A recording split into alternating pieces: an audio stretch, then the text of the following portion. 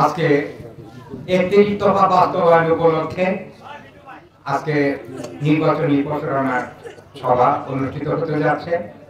আজকে এই সভার সম্মানিত সভাপতি আব্দুল রাজ্জাক আখন্দ সাহেব মঞ্চে উপস্থিত আছেন। টাঙ্গাইলের মহামাটি মানুষের নেতা, পরীক্ষিত নেতা, হাজারো মানুষের ত্রাস, সাবেক টাঙ্গাইল জেলা ছাত্র দলের সফল সভাপতি, ছাত্র দল থেকে বেড়ে ওঠা যুব দলের মুখবিহীন সম্রাট, টাঙ্গাইল জেলা বিএনপির যুগ্ম সাধারণ সম্পাদক আমজাদুল হক শাকিল, যে আজকে এই মঞ্চের প্রধান আকর্ষণ, যাকে নিয়ে আজকে এই আলোচনা সভা। যুব দল, ছাত্র দল, শ্রমিক দল, কৃষক দল, অঙ্গ সকলের সমস্ত ভাইদের আমার আসসালামু আলাইকুম।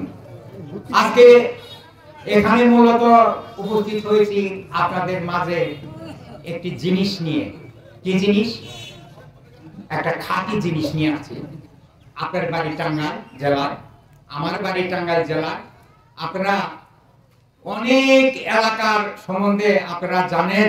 ইতিপূর্বে ওই দিঘিলার উমক নেতা কেমন, ওই কুমলির উমক নেতা কেমন, রসুলপুরের উমক নেতা কেমন, এমরে করটিয়ার উমক নেতা কেমন, টাঙ্গাইলের প্রবারে সমস্ত লোক যারা নেতা, তাদের সম্পর্কে আপনাদের একটা ধারণা আছে। কি ধারণা?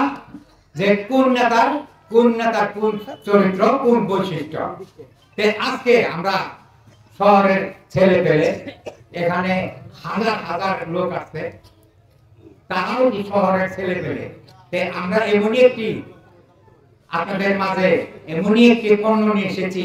এই পণ্য রং ওঠে না, এই পণ্য জ্বলেও না, এই পণ্য গর্জেও না, এই পণ্য খাঁটি। এটা এক দামে সবাই টাঙ্গাইলের যারা আছে মানুষ, তারা সবাই তাকে চেনে। কিভাবে চিনে? খন্দকার আহমদুল হক শাকিল।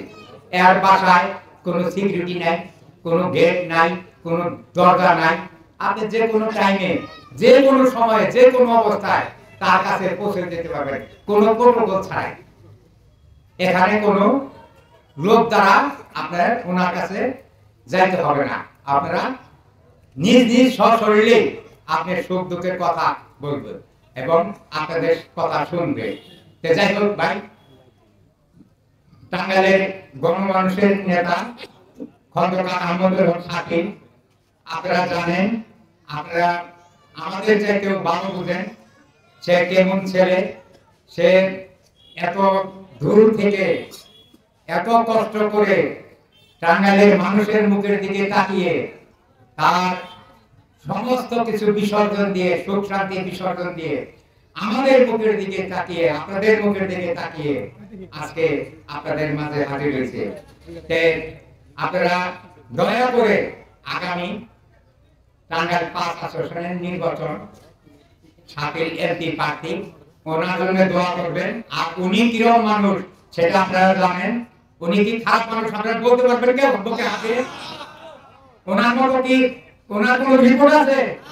উনি টেন্ডারবাজি করে, চাঁদাবাজি করে, বাবু মহল দখল করে।